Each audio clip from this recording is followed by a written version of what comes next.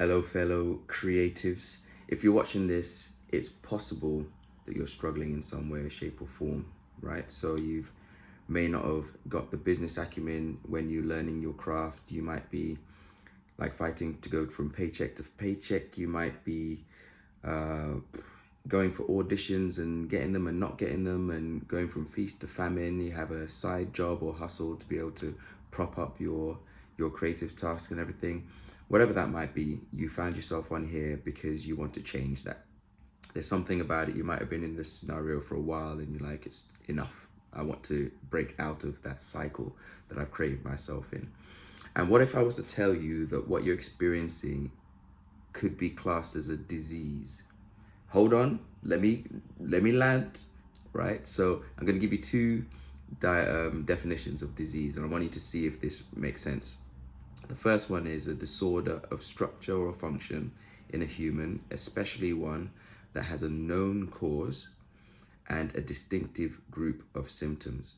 So, for example, what I've described before are symptoms of this idea of a starving artist mentality, right? But there's also the idea of it being a disorder of structure or function. So there's something wrong, and something that can be fixed though, something that can be there is a solution for.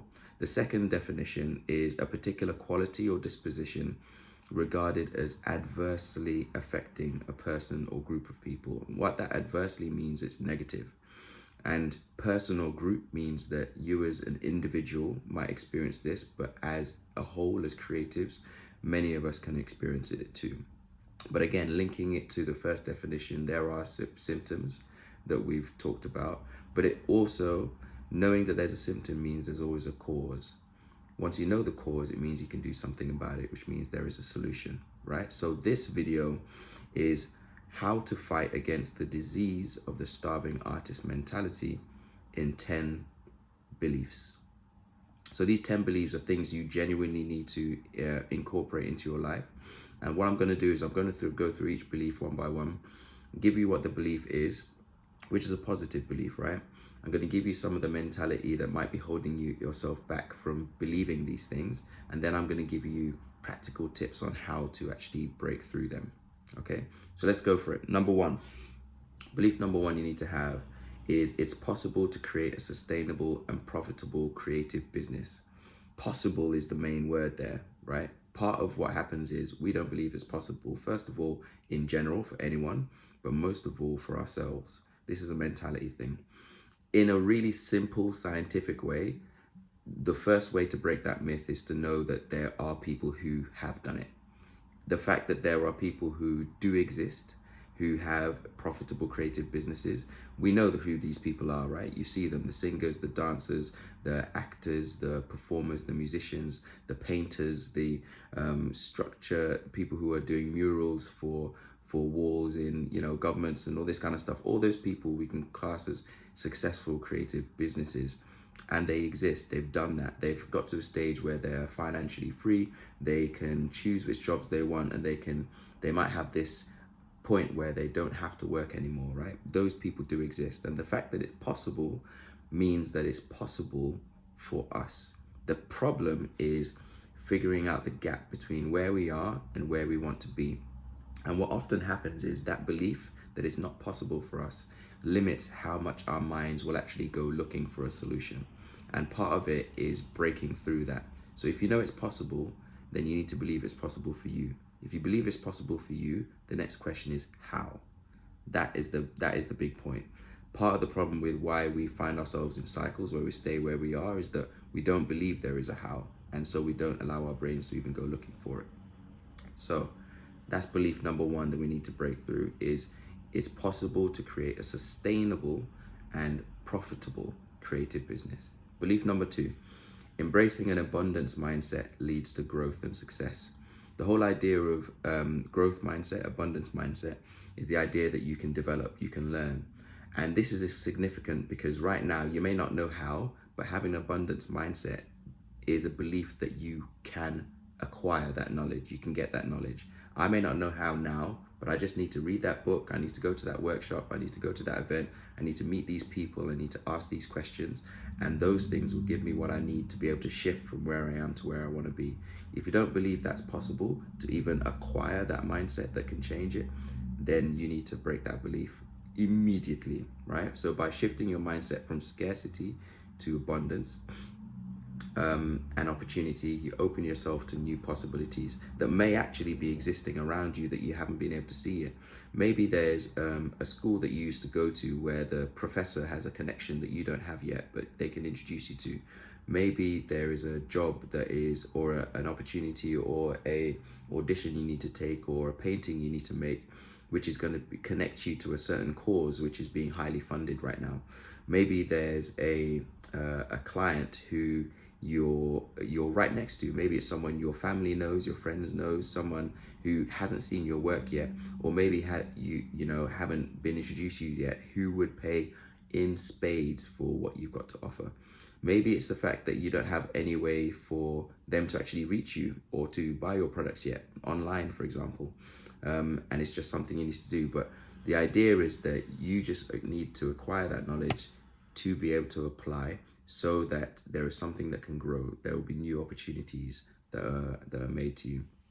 Belief number 3 is the creative industry is diverse and offers numerous income streams. If you don't believe that, then that would probably feed into the first 2 beliefs, right? The fact that it's diverse means that there's room for you. So then you might be looking to yourself thinking, oh, but I'm this, I'm that. So for example, I'm black, I'm male, I'm young, I'm whatever this might be, and so these things aren't available to me. But no, you need to believe that the creative industry is diverse. Look at other people who look like you, or they might have characteristics like you, who've been successful, whether there is ability or location or your sexuality, whether it's whatever it is. Look at other examples of people who carry that, who have been successful and created successful businesses, and know that they are possible. And it might look like actually connecting with these people, finding out who they are, where they are, getting in touch with them, asking them how they broke through those barriers, seeing if there's any opportunities that they know about that you don't yet, you know? This can range from selling artworks, licensing your designs, creating digital products, offering coaching and consulting to people. There are countless ways for you to monetize your talents and skills, but the whole idea is knowing that there's numerous income streams that are available to you as well. Once you accept that you as an individual have a space within this creative field to be successful, knowing how to turn whatever you're doing into numerous income streams. There's lots of ways to do it that I mentioned already, but have a brainstorming session. Look at other industries and see how they sell and acquire businesses, right? One thing I would always suggest to a creative is the moment you shift yourself, and I know we don't like to do this, right? Our art is our art. It's, it's our love, it's our passion and stuff. One thing I would suggest is to maybe separate the things that you do for you and the things that you do for others, right?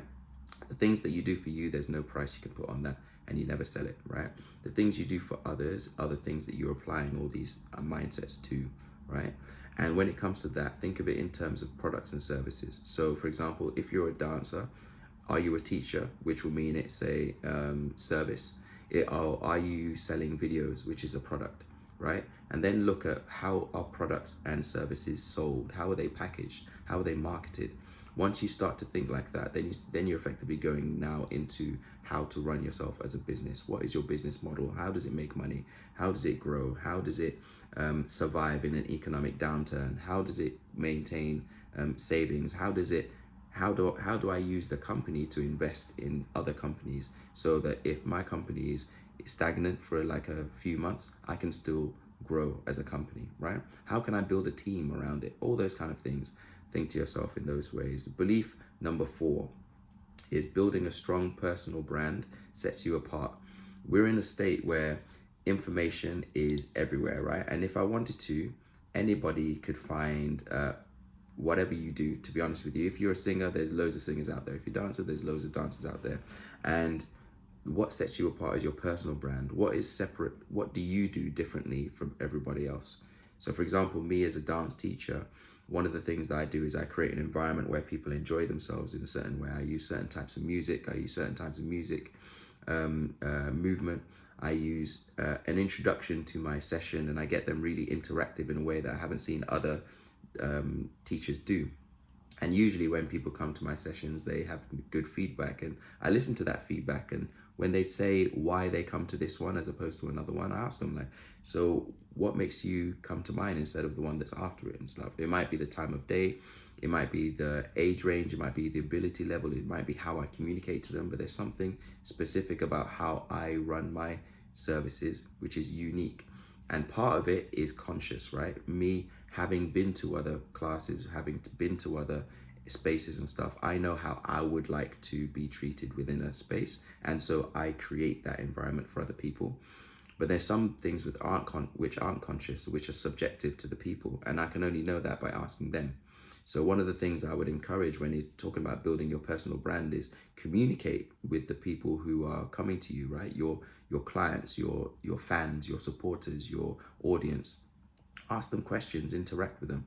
Why is it that you like me? What is it about the music I do? What is it about the paintings I paint? What is it about the music I make that you like about it? Like, what is it about that number 4 on the album that you had to listen to 12 times in a row? Like, what is it about me that means that when I put my event up, you buy it straight away? What is it about me that does that? Building that relationship, because Jeff Bezos says that your brand is the story that people tell about you when you're not in the room. So what are people saying about you and your art form when you're not there? Is it positive? Do they go out of their way to tell other people about you because they had such a great experience with you? Or is it negative? That, oh, he was rude, or she didn't listen to me, or they didn't reply to my email, all those kind of things.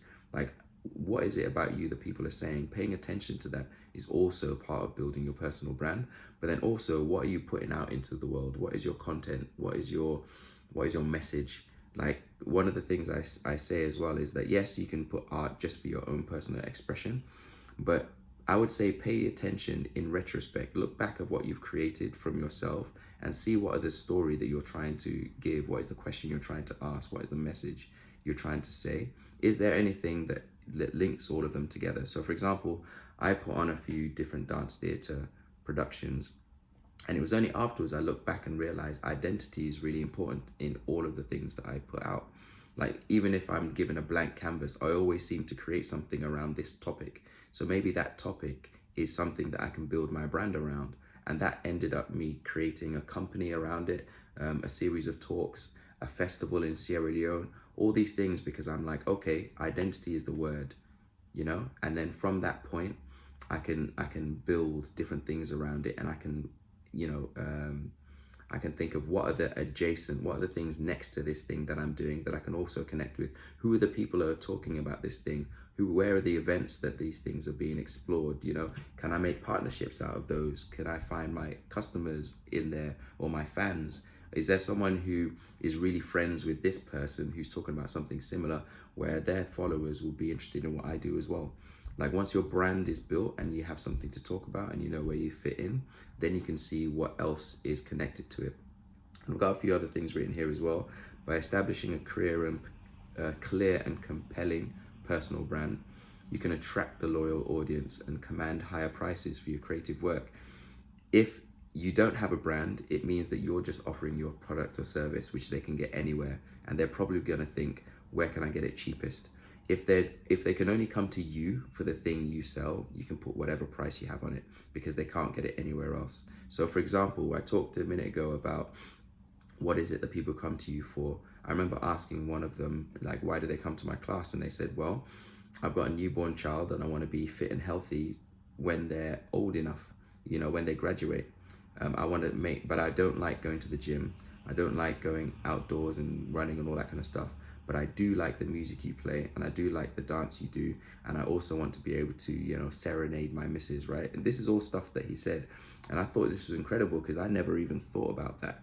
But for them, this was the only place they can get all those things in a way that they were felt part of a community as well, that they enjoyed it. They felt like all these other things that they could do to get that thing at the end weren't something they would enjoy, and they felt resistance towards it. When they thought about going to the gym, they're like, nah, let me put it off. But when they thought about coming to my class, they'll get up, they'd be running towards their class because they know they're gonna love it and how they're gonna feel for the rest of the week. So asking yourself the question about your brand is really important, and also thinking about being able to price well for your creative work. Part of what I feel is keeping a lot of artists or creatives where they are is that they're not charging enough. One rule of thumb is that if I can charge the same thing 3 times, it's time to up your price. And I'd say up it by maybe 50%. When you get to the point where you're getting no's consistently, then you've reached your limit for that product or service, or you need to change something about your product or service to make it worth more if you are to increase it anymore, right? So an example of this is my rate for dance, I can't remember what it was at this particular point, but I was being asked to do a dance class. I told him my rate and he says, why should I pay you this when I can pay this for the same thing from someone else? And I said, well, first of all, you came to me, which means that you know I'm vetted. Second of all, you get what you paid for. If you want to pay that, that's fine, go for it. But I bring X, Y, and Z. And so he put me on for that first session, and afterwards he was like, oh, that was incredible. I've never seen anything like it. I want to pay you double. And I declined because morally speaking, that it meant that he had the money and he didn't want to give it in the first place. And I don't want to work with someone like that. But it also meant for me, it told me that sometimes when they're trying to fleece you for like the least price, it's not because you're not good at what you got. It's either because you don't have the confidence to stand for yourself, or you don't have a personal brand strong enough that they know that they can't get it anywhere else, or there's something about your delivery, your sales pitch or something that is missing, right? So there's all these things to keep in mind when you're building your business. Number 5 of beliefs to break, to make, is marketing and promotion are essential to success. It doesn't matter how good you are, if they don't know you exist, you won't get paid for it. I think what sometimes happens is if I have an event, if I have a music I'm launching and stuff, I'll create it, and there's a certain levels to this. The first one is the actual posting it out for people to see in the first place. That bit is the first hurdle. If you're an introvert, if you're anxious about your stuff, you have a fear of success or failure, then that would stop you from putting out at all. So you end up staying in your basement, creating amazing work, and then being hungry because no one knows you actually doing that, right? Because you're scared of what people might say. And part of what I would challenge with that is it, what often happens with that is that there's a fear of this person judging me effectively. And what artists do, and speaking as an artist myself, is we find it difficult to separate our art from the person. If people say this is bad, it means I am bad. That's a huge one to shift, because otherwise we'll never be able to be in a space where we can sell our work. And it means that, we'll take it personally. And it often it's not. How many times do we go out and say, oh, actually, this iPhone isn't the best. Steve Jobs wouldn't have rolled out and think to myself, oh my gosh, they don't like my iPhone. Like what he'll do is just put out more stuff, better stuff. And it was just iterations. He would play around with ideas because he's not emotionally connected to that stuff. And remember, this goes back to what I said earlier about having some products and services that are for you, and some products and services which are for the masses. And for the stuff that is for the masses, it's important not to have that emotional connection with it as much, right? You put everything into it to create it. You create your best work, yes, but you're okay with it flopping. You're okay with it doing amazingly because it's not attached to who you are as a person. You have the ability to create work. That's it. And that work, what happens then is up to them. So then it comes to the marketing. So let's say you've come over that hurdle of actually putting it out there in the first place. Now it's out in the open. People can see it. You've pressed send, you press upload. Now people can see it, right? But if you don't tell people about it, then they won't. And here's like a really quick tip. Open your phone, look at the first 100 people, send it to them for free. So that would be the first place I would start. Send it to them, whether it's the music or whatever, just ask for feedback. Hey, I've got this new painting, I've got this new music, I've got this new, design. Like, let me know what you think. Get some feedback, right? And then ask what would you pay for this? If I was to put a price on it, what kind of range are we talking about? How many figures? Is it single figure? Is it double figures? Is it 5 figures? Like, what would you expect it to be? What would Where would it rank? What would you say it's similar to? All that kind of stuff. Like, have an idea, create that conversation, but market it by putting it out, actually pushing it out, because otherwise people won't see it.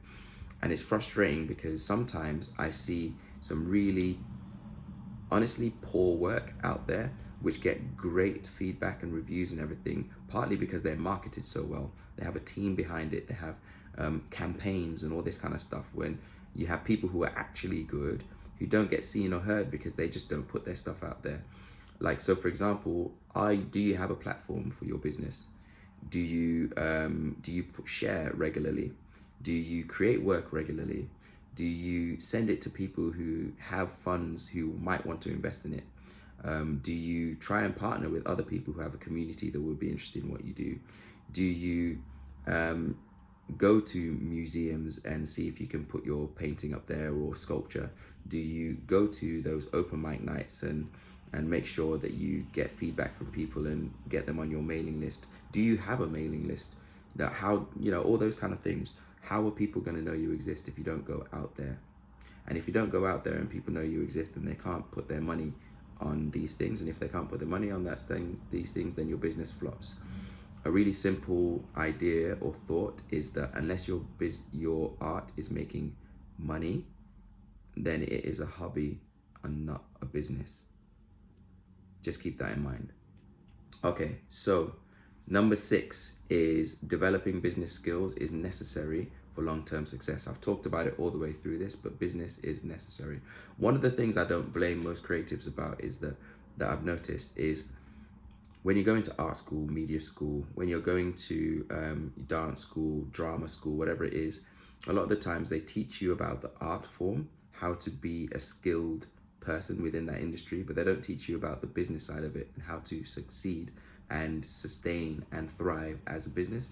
They're not going to teach you about marketing and sales. They're not going to teach you about products and services and how to break it down into packages. They're not going to teach you about marketing campaigns. They're not going to teach you about your insurance and all that kind of stuff, and what VAT and tax and all those kind of things. They don't teach you about investing. They don't teach you about any of that stuff, and then they just expect you to go out and succeed.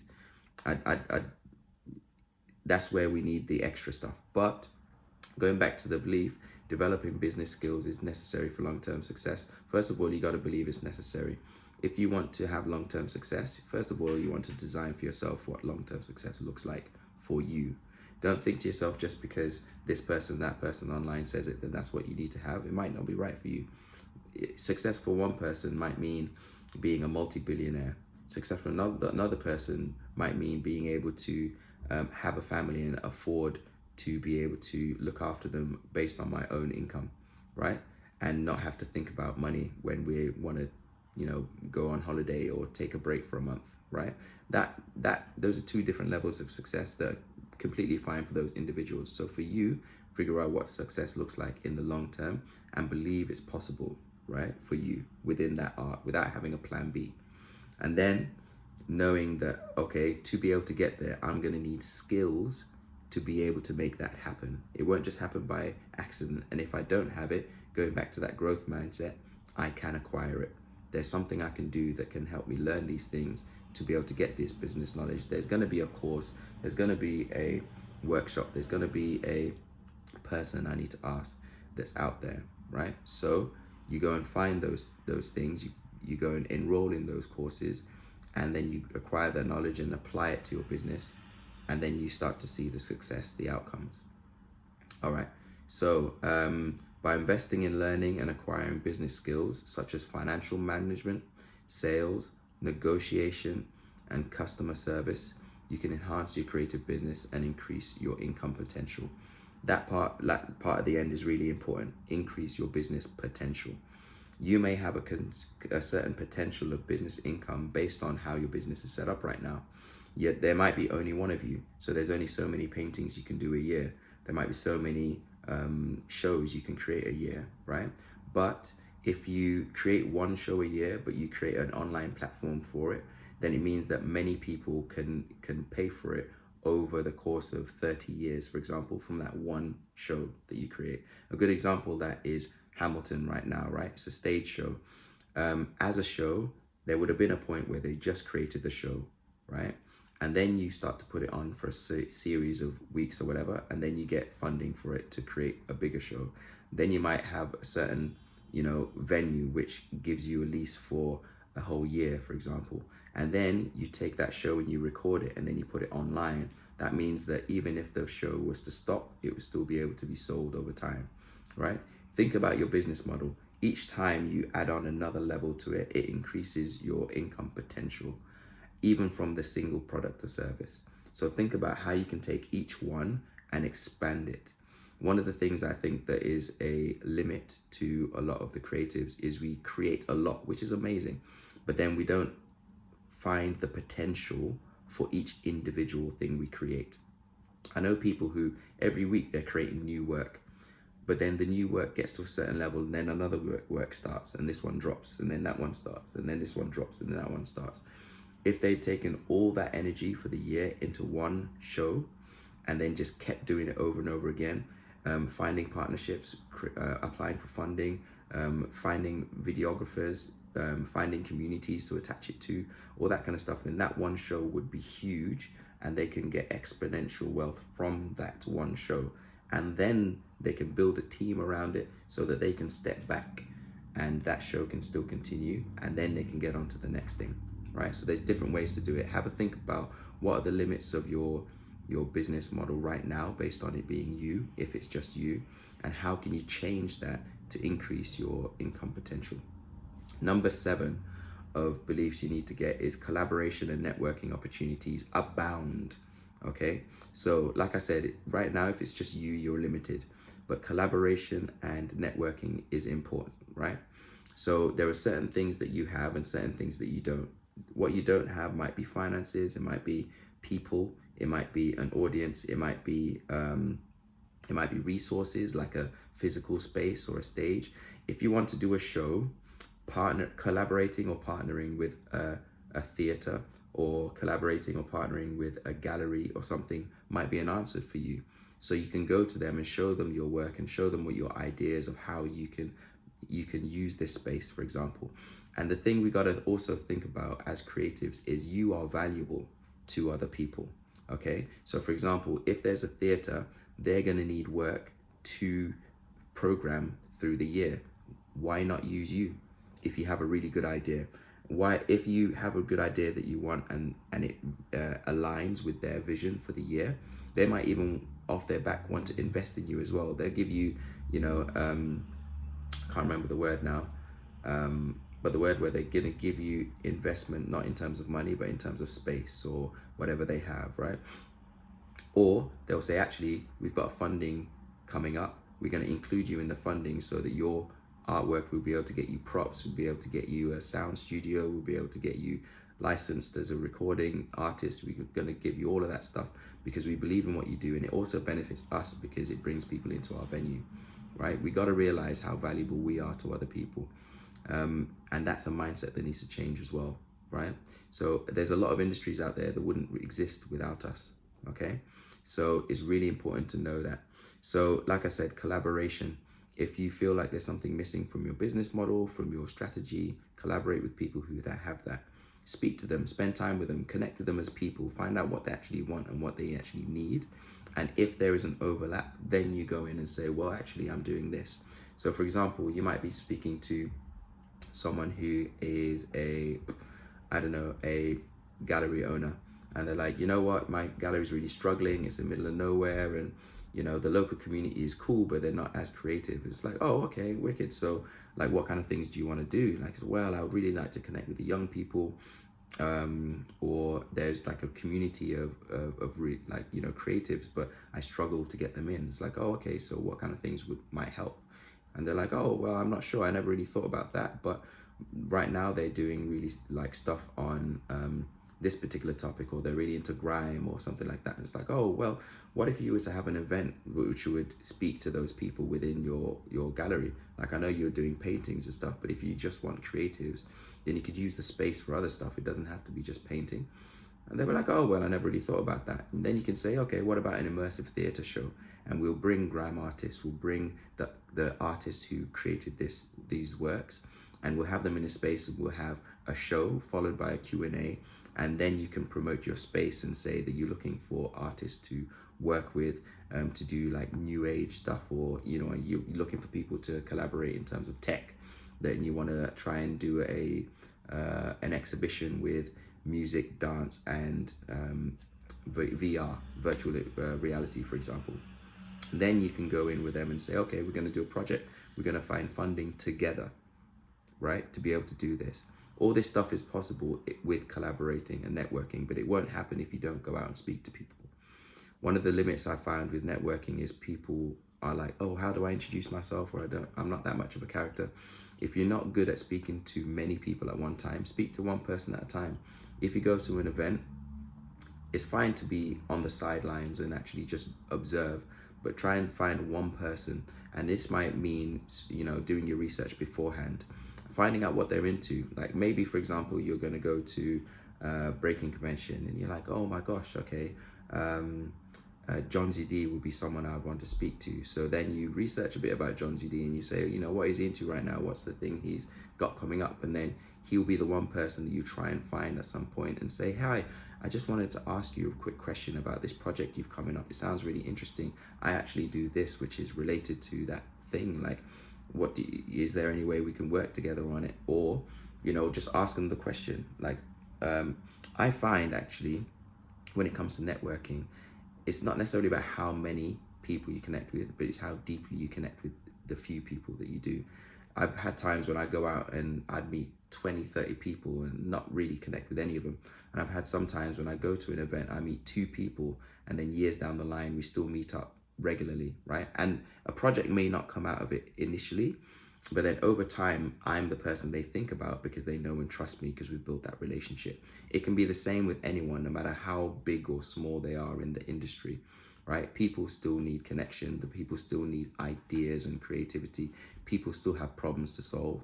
And you might be the person to solve it, right? So your art could be the solution they're looking for. They could be the kind of niche that might open them up to a new audience, for example, that you've built over the years with your personal brand. So what I have to say about that is engaging with fellow creatives, industry professionals, and potential clients can open doors to collaborations, joint projects, and referral opportunities. And referral opportunities mean that, okay, you've worked with me, but then you go and tell someone else about me. That's a referral. And that's really important when it comes to building your client base. Not everyone is going to come to you directly from your Instagram or your LinkedIn or something like that. Sometimes, which is actually the best I find, is if someone they trust tells them about you, because then it means that they vouch for you, right? When they see your content online, they actually still don't know you, but someone that they do know and they trust tells me to go and use this person, I'm absolutely going to go even above and beyond this other thing, right? That might have great branding. If my friend tells me to use you, I'm going to use you, right? So it's really important to build that when it comes to collaboration and networking. So number 8, okay? Hope you're bearing with me. There's 8, 9, and 10 left. We're almost there. Number 8 is embracing technology expands your reach and potential. The pandemic taught us a lot about this, especially when you have a situation where you're physically you can't travel everywhere in the world. You literally can't, right? But being online, for example, having an online platform can allow people in Jamaica, China, Australia, Nigeria, Brazil to be able to purchase your stuff, to be able to get it sent.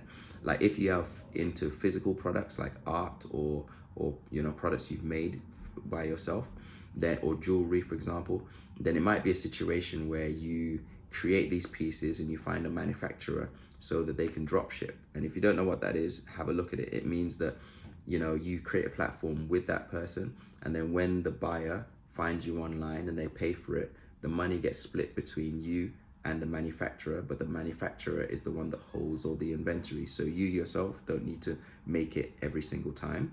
And if you did, all it means is that you have a relationship with the distributor. For example, DHL or Amazon, for example, understand how that works. Okay, where do I get my supplies from? How many can I make of this product within a week or a year, that means that there's a finite number of these, which might be which might be a good thing for you. So for example, if it's a commodity that people can get anywhere, they'll expect to try and get it as cheap as they can. If they know only you make it and you only make 12 a year, then it means that you can charge those 12 at $1,000 each, no matter what it is, because they know they're not going to get it anywhere else, right? So, and you can do campaigns around each one, for example, and say, okay, these songs I'm doing, I'm actually only going to make 5 copies of these physical products. These hats I'm doing, I'm only making these many. These paintings I'm doing, I'm only doing 2, and it's not going to be available online, but I'll deliver it to you wherever you are in the world. And there's only going to be 2 made ever, right? So when those things are done, think about how technology can help you increase your reach and potential. Leveraging digital tools and platforms allows you to showcase and sell your creative work globally, reaching a much larger audience compared to traditional methods. There's 2 things I want to bring up there, which is showcase and sell. Those are 2 separate things, right? Where are the platforms you're going to put it on? Do you have your own platform, or is there a marketplace? So for example, for music, do they come to your website or do they go to Spotify? You know, if you're a filmmaker, is there somewhere that they can download it individually and they have to actually pay for it to have access to it, and it gives them access for a year or a week? Or is it going to be that you're going to try and get it on Netflix or Prime or any of those kind of things? And understanding how much you get paid per view, all that kind of stuff, right? And then there's the actual selling part. How much are you selling it for? How many of them are to be sold? Is it going to be infinity because the platform allows that? And if that's the case, is there bandwidth for that? You know, if it's on your platform, what if 1 million people were to try and download this right now? Will my thing actually be able to do that? You know, all those things are things to keep in mind when it comes to technology. Number 9, we're almost there. Creatives can provide unique value and solve problems. I mentioned this briefly earlier on, right? But when we start to realize our actual value, then we start to have a little bit of a confidence. I think part of the reason why the starving artist myth exists is because we don't know our value. We don't understand it, our commercial value. We don't understand what the impact is on an individual. Now, when the conversations happen online, a lot of it is talking about marketing and sales and stuff like that. And a lot of the time they're talking about physical products. And you might be thinking to yourself, but Andre, I am an artist, I'm a creative. My stuff doesn't work like that. It's more about the feeling and it's more about the art form. Well, that has a value too. And so, for example, if I'm doing a show that is about a story that the person in the front row can relate with so much that they cry, what is the value to them to be seen or feel heard, right? There is a value to that. You know, how much will people pay to be understood? How much will people pay to know that they're not alone in this? How much will people pay to see that, to be soothed, to be able to, for therapy, really? Because art in a way can be therapy in that sense. Like, what do you think the answers to all that is? An example I gave in a workshop once is that if you break down into a small part what your art kind of gives people, therapy, for example, might be one of them, right? So, you know, how do they feel when they look at this piece on their wall, you know? And then how would they find that feeling elsewhere? Would they go to actual therapy? Would they go to spend time with their children, all that kind of stuff? And then how much would they pay for those things? So for example, therapy, what do people pay for therapy? It's like £100 a session, 150, 200. Maybe that might be how you would think about pricing your work. Instead of trying to get it to £30 and then having to do 150 of those to be able to break even. Like, then you can actually, but the way you market it, going back to one of the points earlier, the way you market it might be different.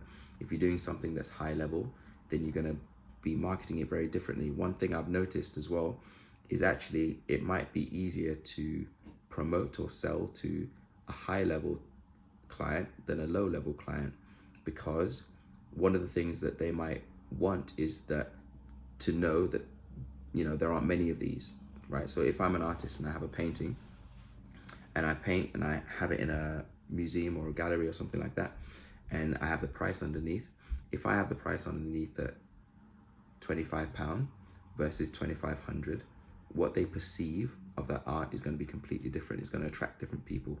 You're going to say to yourself, okay, If I'm gonna, we've all heard of that example of the story of, I have a pebble and I give it to my child and I get them to go to the marketplace and see how much they'll pay for it. And it's like, oh, they'll give you £5 for it. And okay, go to the museum and see how much they'll pay for it. Oh, 500 for it. Okay, go to the jeweler and see how much they'll pay for it. Oh my gosh, it's 50 grand because it's actually this, something adite, which is, or go to the archaeologist and see how much they'll pay for it. And so, oh my gosh, this is a stone is from the so and so ages and where it's worth millions because no one can get this anywhere, and we thought it was extinct. There's actually an animal that's in here that's fossilized. All those things, right? So it's the environment you put it in can often dictate the perceived value.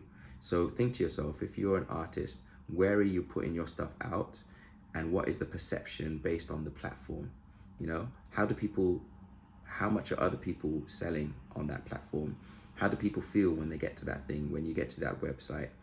I went to Paris once and I remember seeing this boutique, and it was a room, a shop floor. There must have been about 6 items in the entire shop floor, and each of them had a casket that it was in with a light on it, and the rest of the whole place was empty, and there are 2 people in suits serving.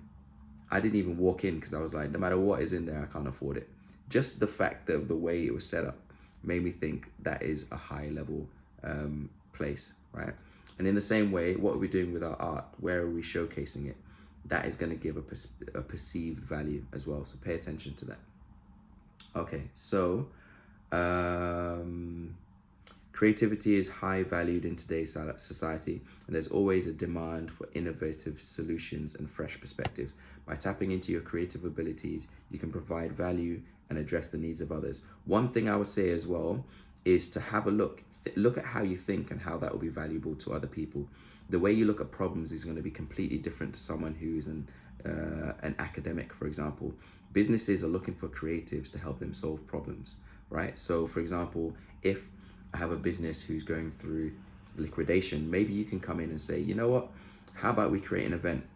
How about we speak to your clients and see what they're looking for, what they're missing out on? How about we speak to your employees and create something which they would make, give them more confidence or more belonging within the company, which will mean they'll work harder and better for your company, and in a way give them more fulfillment and all that kind of stuff. Like, they're not thinking like that. So you're as a thinking laterally exercise, have a think about where your thinking can be of use. Can you be a consultant to a big firm, and you can charge per hour in a way that you only need to do 12 of these a year, and you'll be able to do your art separately in a way that you don't have to worry about money anymore. Thinking not just about what I'm creating, but what my mindset can do for other people. And that only comes by knowing your value. All right, so that was number 9. Number 10, the last one, is success requires commitment, consistency, and perseverance. This is something that even I struggle with sometimes. And if you have ADHD, if you find yourself as a creative and you get downloads of all these ideas and stuff, it might be really difficult to stick with one thing to do it for the longest. And I mentioned earlier, there might be the difference between starting lots of little things or spending all your energy on one thing to make it big is going to be a completely different approach. But sometimes we need to know that it requires commitment, consistency, and perseverance. If we think to ourselves in terms of a year, it's going to be very different to if we think to ourselves in terms of a decade. If we're thinking to ourselves, how can I get the most out of this in 10 years?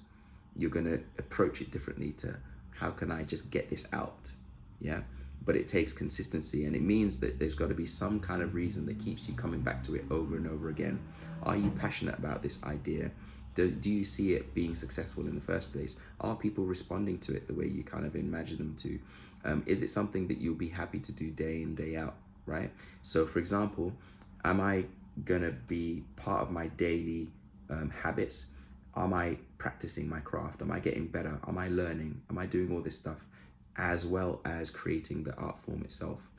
How much dedication to my craft, a day, a week, a month, a year, am I putting into consistently doing it and producing work, whether it does well or not, as well as building work. You know, one of the strategies that I might offer to you is give yourself a time of day or week where you just create without thinking anything of it. You just create. It's not for you, it's just to get it out. It's just to try stuff.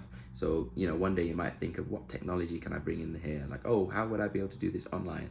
How would I be able to do this offline?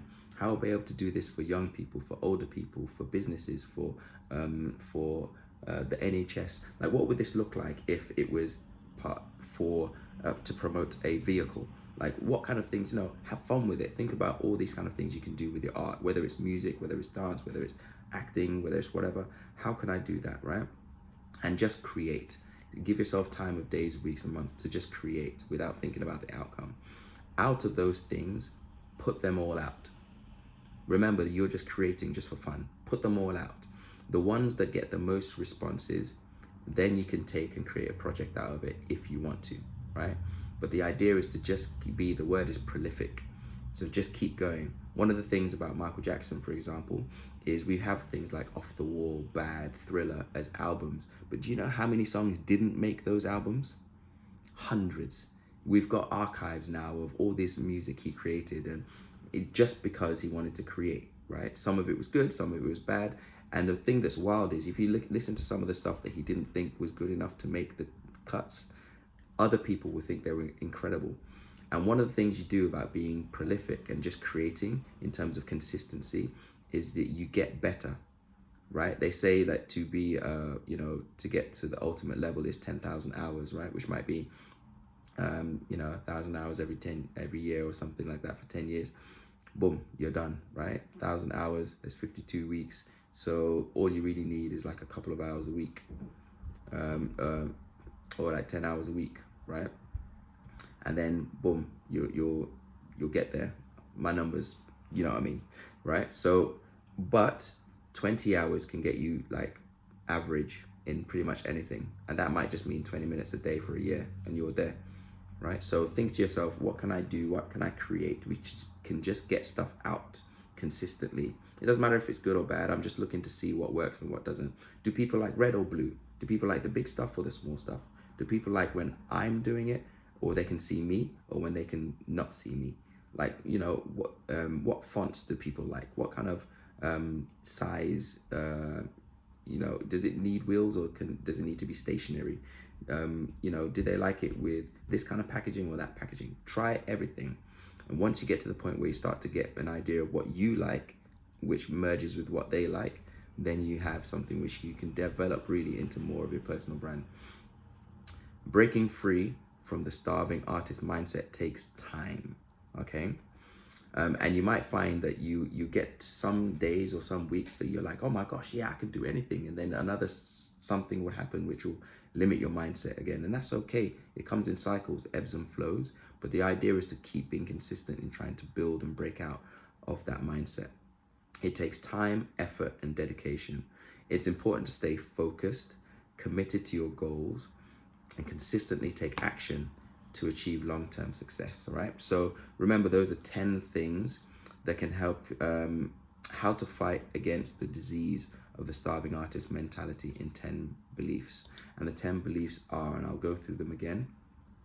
Number one is it's possible to create a sustainable and profitable creative business. Belief number two, embracing an abundance mindset leads to growth and success. Belief number three, the creative industry is diverse and offers numerous income streams for me. Number four, building a strong personal brand sets me apart. Number five, marketing and promotion are essential for success. Number six, developing business skills is necessary for long-term success.